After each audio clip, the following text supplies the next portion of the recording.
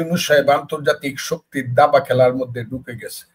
সেই দাবা খেলায় ঢুকে আমার দেশটাকে এটা কি ফিলিপাইন করবে নাকি দিয়াগো গার্সিয়া বানাবে, আমার দেশটাকে অন্যের কাছে বন্ধক দিয়া।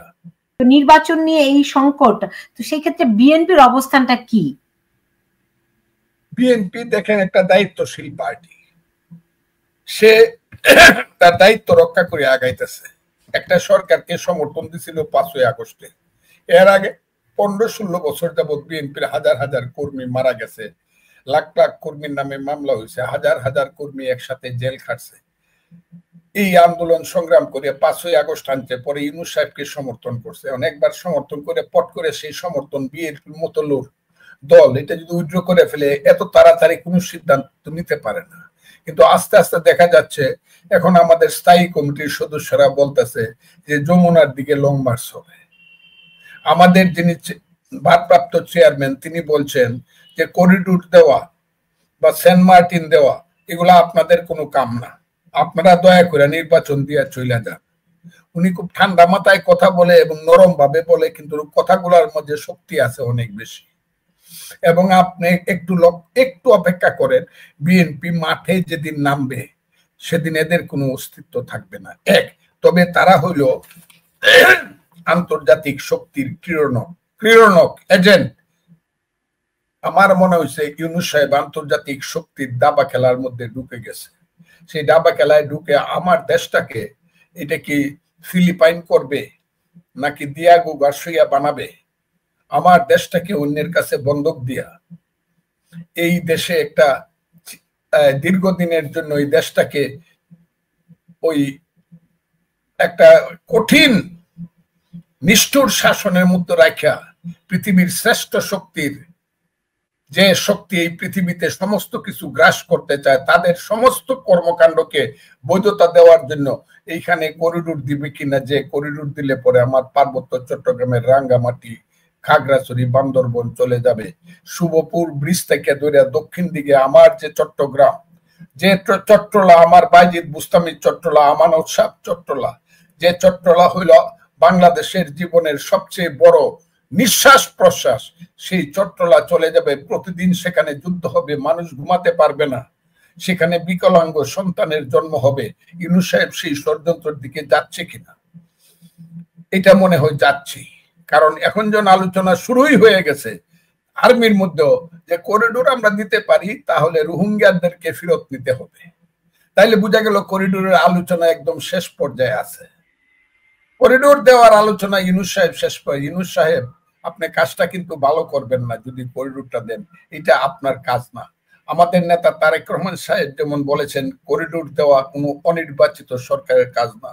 আমি একজন মুক্তিযোদ্ধা হিসাবে আপনাকে বলতে চাই, আমার জীবনের ষষ্ঠ লগনে এসে আপনারও বয়স হিসাবে হয়েছে, আপনি মীর জাফরের খাতায় আপনি নাম লিখায়েন না।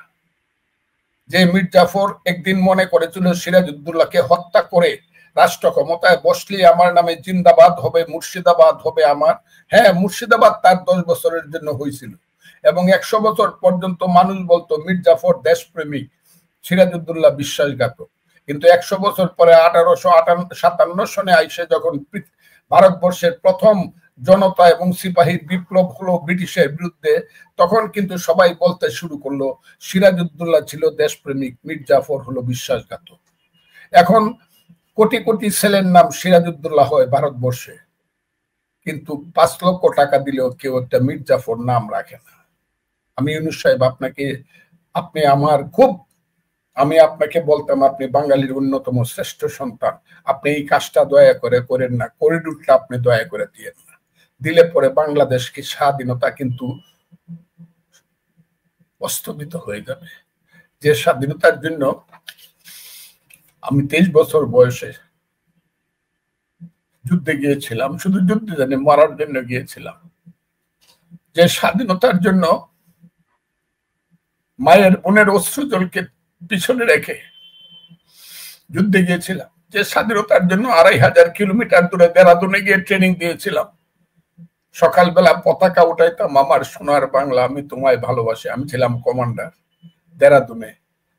সন্ধ্যার সময় নামাইতাম, আমার সোনার বাংলা আমি তোমায় ভালোবাসি।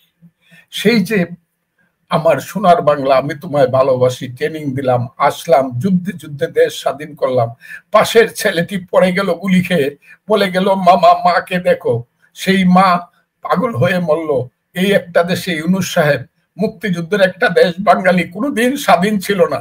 রক্তে রক্তে আমরা এই দেশটা স্বাধীন করছি, যুদ্ধে যুদ্ধে এই দেশটা স্বাধীন করছি। ইউনূস সাহেব এই কাজটা করে করিডোরটা দিয়া আপনি বাংলাদেশে কাউকে 1971 সনের প্রতিশোধ নিতে দিয়েন না। ইউনূস সাহেব, আপনাকে আমরা হাত জোর করে বলি, যদি দেন তাহলে এই দেশে দীর্ঘদিন এদেশে সিভিল ওয়ার হবে, দীর্ঘদিন এদেশে যুদ্ধ হবে।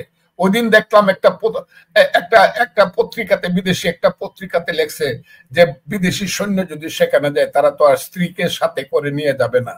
আর বাংলাদেশ তো একটা মুসলিম দেশ, সেই দেশেও তাদের সুখভোগের জন্য এত নারী পাবে কোথায়?